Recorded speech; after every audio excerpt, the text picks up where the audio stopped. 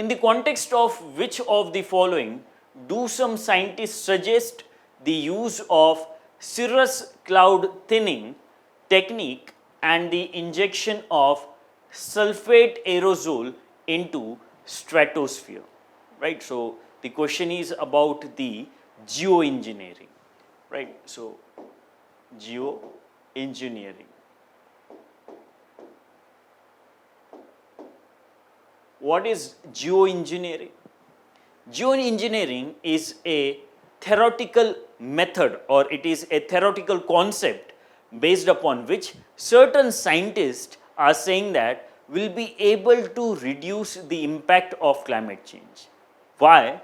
Because as per those scientists, with geoengineering will be able to reduce the incoming solar radiations and their intensity, as well as will be able to remove carbon dioxide from the atmosphere of the earth.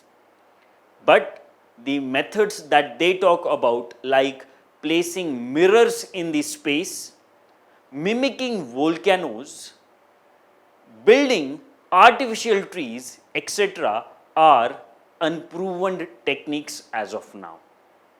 And that's why they are theoretical ways talked about by certain scientists to mitigate climate change, right? And cirrus cloud thinning as well as injection of sulfate aerosol into stratosphere are also considered as methods of geoengineering, and they are for reducing the global warming mentioned in option D, right? So answer for this question is answer or option D, right? So you can go through these explanation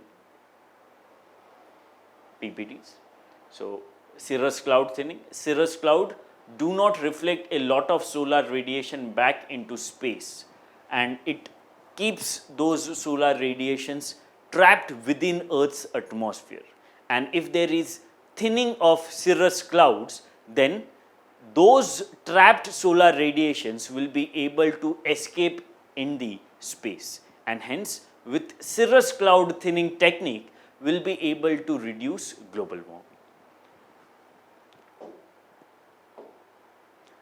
And injecting sulfur aerosol is like mimicking the volcanic eruptions, because we know that with volcanic eruptions it is sulfur dioxide which is emitted as a prime gas, as a result of which there will be formation of clouds which will hinder the insolation of sun, or which will not allow the incoming solar radiations to penetrate through those clouds and to reach to the earth's surface, and hence insolation will reduce, and thus the intensity of terrestrial radiations, which are a prime cause for global warming, will also reduce, right? So answer for this question is D.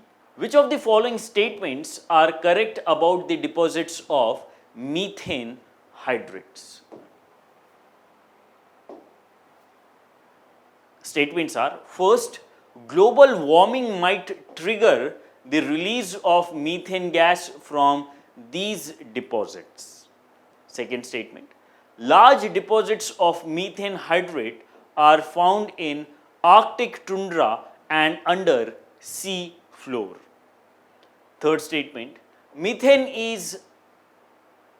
in atmosphere oxidizes to carbon dioxide after decades or two, right? So you have to find out correct statements from these three statements mentioned about methane hydrate. So first of all, what are methane hydrates? Methane hydrate is a crystalline solid that consists of methane molecule surrounded by a cage of interlocking water molecule, right? So methane hydrate is like this. So molecule of